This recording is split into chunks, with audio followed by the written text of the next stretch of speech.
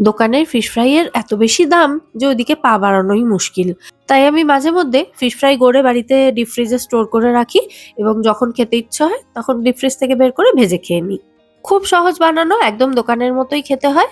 আর একটার দামে মনে হয় ৪ টে ফিশ ফ্রাই হয়ে যাবে। তো সবার প্রথমে বাজার থেকে একদম ফ্রেশ ভেটকি মাছ নিয়ে ফিলে তৈরি করিয়ে নিয়েছি। আর এখানে ১৬টা ভেটকির ফিলে রয়েছে। ফিলেগুলো প্রথমে ভালো করে ধুয়ে জল ঝরিয়ে নুন আর লেবুর রস মাখিয়ে ১০ মিনিট রেখেছিলাম। এরপর আদা রসুন কাঁচা লঙ্কার পেস্ট নিয়েছি ২ টেবিল চামচ, একটুখানি ধনেপাতা বাটা নিয়েছি। আর ধনেপাতাটা যে হামানদিস্তাতে বেটেছিলাম একটু জলও নিয়েছি ওর মধ্যে দিয়ে। আর স্বাদ অনুযায়ী নুন, গোলমরিচ গুঁড়ো দিয়েছি। সাথে আমার বাড়িতে বানানো আম কাসুন্দি দিয়েছি 1/2 টিস্পুন। যদি না থাকে নরমাল কাসুন্দিও দিতে পারেন। যেটা আমরা কিনে খেয়ে থাকি কাসুন্দি, সেই কাসুন্দি দিতে পারেন। আর 1/2 টিস্পুন মতো সর্ষে বাটা দিয়েছি। অল্প একটু সাদা তেল দিয়ে সমস্ত উপকরণ ভালো করে মিশিয়ে এই মশলাটাই মাছের ফিলেতে ভালো করে মাখিয়ে এটা যত বেশি সময় রাখবেন ফিশ ফ্রাই কিন্তু তত বেশি টেস্টি হবে। আমার যেহেতু তেমন কোনো তাড়া ছিল না, তাই মাছের ফিলেগুলোতে মশলা মাখিয়ে একটা টিফিন বক্সে ভরে আমি ১ দিন মতো এটাকে ফ্রিজে রেখে দিয়েছিলাম।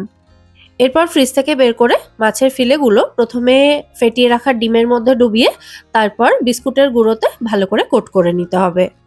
ডিম এবং বিস্কুটের গুঁড়ো দুটোতেই আমি অল্প করে নুন এবং গোলমরিচ গুঁড়ো মিশিয়ে রেখেছিলাম।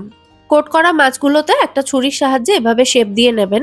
তারপর এগুলোকে কোনো এয়ারটাইট কন্টেনারে ভরে আপনারা ১ মাসের জন্য এগুলোকে ডিপ ফ্রিজে স্টোর করতে পারেন। তারপর যখনই ফিশ ফ্রাই খেতে ইচ্ছা করবে ডিপ ফ্রিজ থেকে এগুলোকে বের করে ১৫ মিনিট মতো রেখে দেবেন। তারপর এগুলোকে গরম তেলে ভালো করে ভেজে নিতে হবে ক্রিস্পি হওয়া পর্যন্ত। একদিন একটু কষ্ট করে বানিয়ে রাখলেই যখন ইচ্ছা তখন ফিশ ফ্রাই খেতে পারবেন। রেসিপিটা ভালো লাগলে একটা লাইক শেয়ার করে চ্যানেলটা সাবস্ক্রাইব করে নেবেন। আজকের মতো টাটা।